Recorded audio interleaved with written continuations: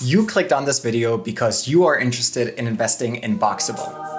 I spent over 10 hours analyzing this company, and I will tell you my thoughts in the next few minutes. You can now invest in Boxable through the crowdsource investing platform Start Engine, but you shouldn't. All right, that's the end of the video. Just kidding, that would be way too simple. I did a deep dive into their Start Engine documentation, IP filings, I went through some interviews and looked on public market data online. I checked out competitors and their pricing models. I found some interesting points, such as a whopping $3 billion valuation, $50,000 unit costs that aren't actually cheaper than the market average. And I also found some IP controversy.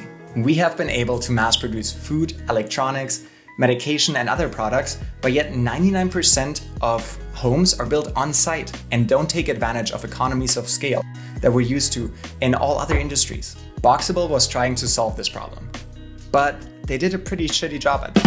Boxable approached this problem by making homes foldable and more easily transportable, but they haven't figured out the key problem, which is pricing and home size. Yes, the total addressable market size is massive. The tiny home segment accounts for $16 billion in 2021 in the US alone.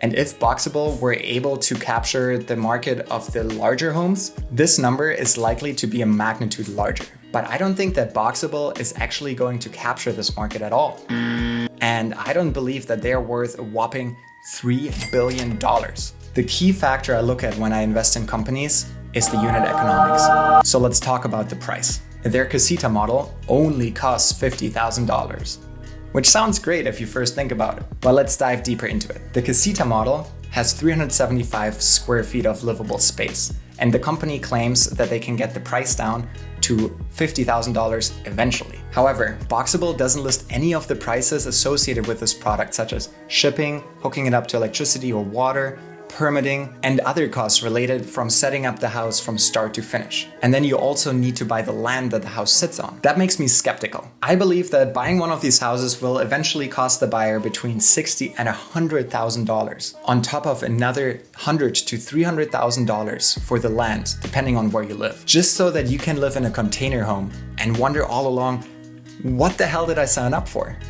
I contacted some manufacturers in China and was able to find the same footprint, same square footage, and foldable design for just $8,000. Why does Boxable's design cost $50,000? Yes, they will make a profit, but consumers will be left wondering, why didn't I just build my home? For all those reasons, I don't think that Boxable has completely been able to figure out product market fit yet. To confirm my suspicions, I looked at their revenues and sales. But here's the problem.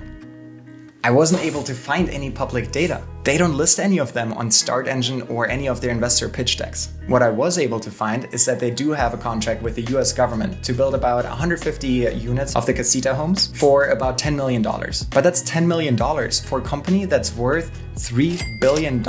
Something doesn't line up here. To date, they have raised $55 million, and their sales and revenues don't support that number in my opinion, unless they secretly have all these revenues piling up somewhere and don't list them in their pitch decks. I don't believe they're worth it. Another major red flag that I see in this company is related to their patent situation. The company is led by the father and son duo Paolo Terrimani and Giuliano Terrimani. And here's the crazy story. Paolo has another company called Build IP LLC. And this is the company that technically owns the patents and IP that Boxable uses to build their homes. Build currently charges 1% of all revenue that Boxable makes. But there is nothing stopping them from increasing that number to 10 or 20%. And when that happens, shareholders of Boxable are whereas Build IP and Paolo make 100% profits on the licensing IP. Lastly, I found some other lawsuits that Paolo was in or currently is in, I'm not really 100% sure, with a former employee. But I won't go into those in this video, and let me know if you want me to do a deeper dive on that as well. So what does all of this mean?